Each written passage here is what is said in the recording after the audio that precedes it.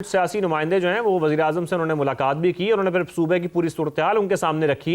Infrastructure के क्या मसाइल हैं, दीगर क्या मसाइल हैं, ये क्या मसाइल फिर कोई भी एग्जिस्ट नहीं करते। 13 साल की दौरे हुकूमत में सब कुछ बेहतर हो गया है, पर हम ये कहें नहीं, देखें काफ़ी बेहतर हुआ है। मैं तो ये नहीं कह रहा हूँ कि जी हमने दूध और शहद की वाद दिया, लेकिन मैं ये कह रहा हूँ कि 2-3 सेक्टर बड़े अहम होते हैं। जैसे अब दुनिया में कहीं पे भी फुल आपको हेल्थ फैसिलिटी नहीं मिल सकती है, फ्री इंश्योरेंस, फ्री इंश्योरेंस कहीं पे भी नहीं है। सबसे अहम तो होता है अमन व अमान। क्या आपको लगता है कि अमन व अमान बरकरार है इस वक्त सूबे में? नहीं, अमन व अमान पे भी आता हूँ मैं।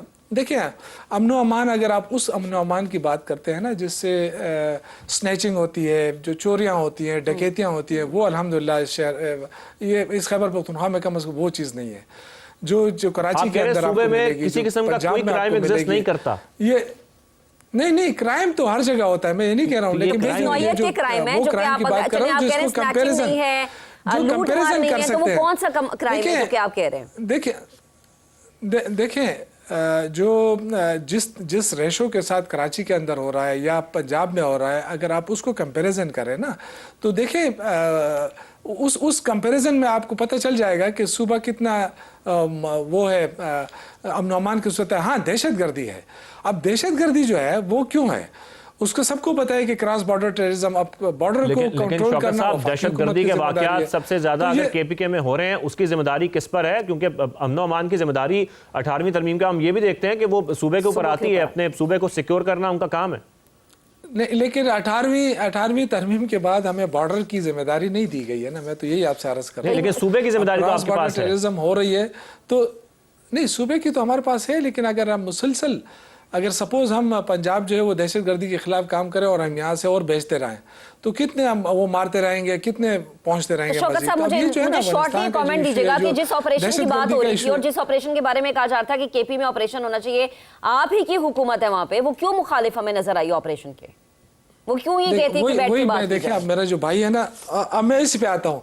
अब जो मेरे भाई हैं, ये जो पीपल्स पार्टी से इनका ताल्लुक है, हम सब इकट्ठे मिलकर, हमने एक अहमद कुंडी साहब, हम सब ने मिलकर एपीसी की है। ये भी मौजूद थे, इनके भाई गवर्नर साहब वो भी मौजूद थे, PMLN के जो अपोजिशन लीडर वो भी मौजूद थे। अब ये इस पे मेरे साथ इत्तेफाक करेंगे कि खैबर पख्तूनख्वा के जो डायनामिक्स हैं उसमें हमने ऑपरेशन भी कर लिए, उसमें हमने मुज़ाकरात भी कर लिए।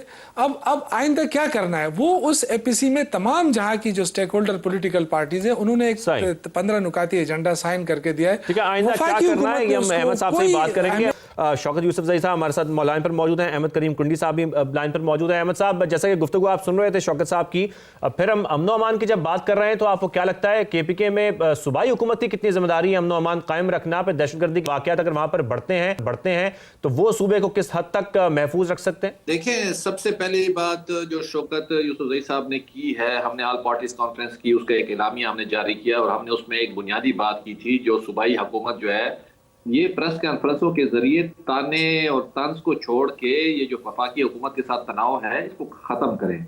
ये पॉलिटिक्स खेल रही है बेसिकली। मैं आपको माजी की एक मिसाल देना चाहता हूँ। 2008 से 13 तक दहशतगर्दी के मसाइल रहते भी हैं, कम होते हैं, फिर बढ़ जाते हैं, लेकिन 2008 से 13 तक अगर आपने देखा होगा ANP और पीपल्स पार्टी की जो हुकूमत थी वो इन चीजों को ऑन करती थी। कोई धमाका, कोई चीज, अल्लाह ना करे कोई शहादतें होती थी, जनाजों में जाती थी, बाकायदा उसके ऊपर उनकी एक क्लैरिटी थी। अफसोस से कहना पड़ता है शौकत यूसुफजई साहब और उनकी जो हुकूमत है ये सिंपैथेटिक है मिलिटेंट्स के साथ, जिसकी वजह से हम सफर कर रहे हैं, इनकी क्लैरिटी नहीं है। इसलिए हम ये गुजारिश कर रहे हैं जो खुदारा आप लोग एक तो वफाकी हुकूमत के साथ अपना तनाव कम करें और जो हमारे सिक्योरिटी फोर्सेस जो हमें डाटा दे रहे हैं उसके मुताबिक जो हालात है इसके ऊपर हम काफी डिटेल में बैठ चुके हैं और हमने ये बात कई दफा दोहराई है कि भाई ये बातें हम मीडिया में बैठ के ना करें बल्कि बैठ के एक यकसुई पैदा करें, ताकि हमारा जो 4 करोड़ का जो सूबा है जिसका बॉर्डर अफगानिस्तान के साथ लगा हुआ है, यहाँ पे आप खुद देखें, हम अभी 2025 में हमने अपने से 10 गुना बड़े मुल्क को शिकस्त दी है। आप मुझे बताएं अफगानिस्तान की बॉर्डर से जो फिल्ट्रेशन हो रही है, क्या हमारा वो दुश्मन मुल्क वो आराम से बैठा हुआ होगा? वो इन चीजों को सपोर्ट कर रहे हैं। हम इनको बार बार ये कहते हैं कि आप ऑन करें, आप कंफ्यूजन पैदा मत करें, जिसकी वजह से आप इनको क्रिटिसाइज भी करते हैं और ये इनकी मेरे ख्याल में एक मुजरिमाना गफलत है। सही, ठीक है। तो शौकत साहब, आपको लग रहा है कि PTI की क़यादत जो है वो कंफ्यूजन का शिकार है? टेबल टॉक होनी चाहिए, क्योंकि हमने कल देखा कि वज़ीर-ए-आज़म ने कहा कि हम अब भी तैयार हैं, अगर पाकिस्तान तहरीक इंसाफ बात करना चाहती है तो हम ऑन टेबल आने को तैयार हैं, और अब तो आपके पास ऑपोजिशन लीडर भी बन गए हैं। अब मसला क्या है, क्या वाकई बात होनी चाहिए, आपको लगता है? देखिए, बातचीत का फैसला तो जाहिर अपोजिशन लीडर ही करेंगे, लेकिन ये भी तो नहीं, आपकी अपनी क्या थिंकिंग है, आपकी पार्टी क्या सोचती है, बात होनी चाहिए? बैरिस्टर गौहर खान ये कहते हैं हम चाहते हैं कि बात हो। नहीं, बगैर बात के तो मसला हल ही नहीं हो सकता। अल्टीमेटली तो बातचीत पे ही मसला आएगा, लेकिन ये कि वफाकी हुकूमत भी तो मुज़ाकरात खेल रही है ना।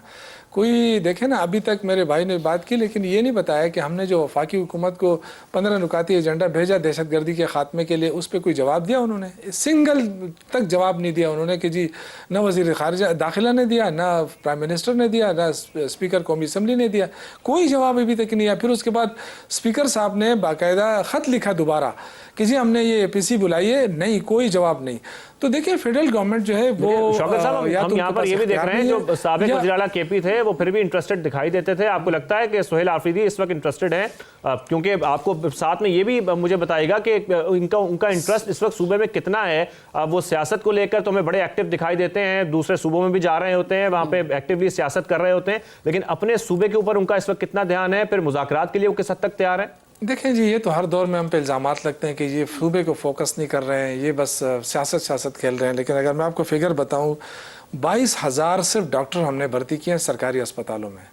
ये उस फिगर से अलावा है जो सेहत कार्ड के ज़रिए जो प्राइवेट हॉस्पिटल स्ट्रेंथन हुए हैं, जो उन्होंने भर्तियाँ की हैं, इसके अलावा है 22,000 डॉक्टर जो है वो हमने भर्ती किए। मैं सिर्फ आपको इसलिए बता रहा हूँ कि ये लोग कहते हैं 3 अरब रुपये माहाना हम ये सेहत कार्ड के लिए दे रहे हैं हर महीने। और जाहिर है हमने मोटरवे अपने पैसों पे बनाया, सूबे के पैसों पे बनाया। ये वाहिद सूबा है जिसने अपना मोटरवे बनाया है। इसी तरह बिलियन ट्रीज़ जो एक बहुत बड़े जंगलात, जो पेशावर के करीब बहुत बड़ा जंगल भी आबाद हुआ है, जो ये कहते थे कुछ भी नहीं है, BRT हमने बनाई जिसको वर्ल्ड रिकग्निशन मिली है।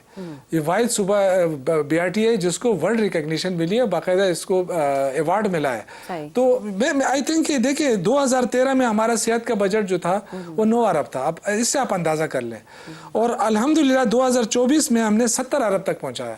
तो कैसे काम नहीं हो रहा है? मतलब वैसे से अगर हम सिर्फ एतराज़ात पे आ जाएं कि जी कुछ भी नहीं हो रहा, हाँ ये मैं नहीं कह रहा हूँ कि जी 100% पर सब कुछ हमने ठीक कर लिया।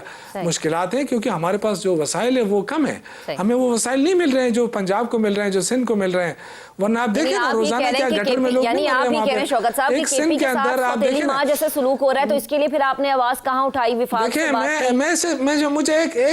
मुझे एक सेकंड और दें। सिंध में पीपल्स पार्टी की गवर्नमेंट है, क्या वहाँ पे बल्दियाती निज़ाम बहुत अच्छा चल रहा है? एक दूसरे के ऊपर डाल रहे हैं कि ये ढकना उसने लगाना है, दूसरे कहते हैं ढकना गवर्नमेंट ने लगाना है।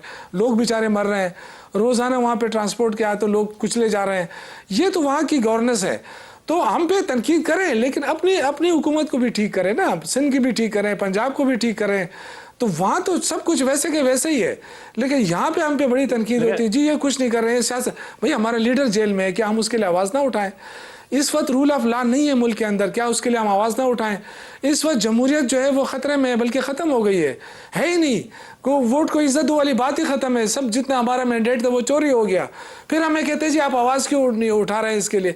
तो ये इस तरह नहीं होता। हम जमहूरियत के लिए भी आवाज़ उठाएंगे, हम अपने सूबे को भी तरक्की देंगे। कौन सी चीज़ में हम इनसे पीछे हैं? मुझे बताएं, एक चीज़ बता दें। बलूचिस्तान इनके पास है, क्या बलूचिस्तान में दहशतगर्दी नहीं हो रही है? अख्तियार वली साहब भी हमें ज्वाइन करते हैं, उनको भी शामिल गुफ्तगू करते हैं। अख्तियार वली साहब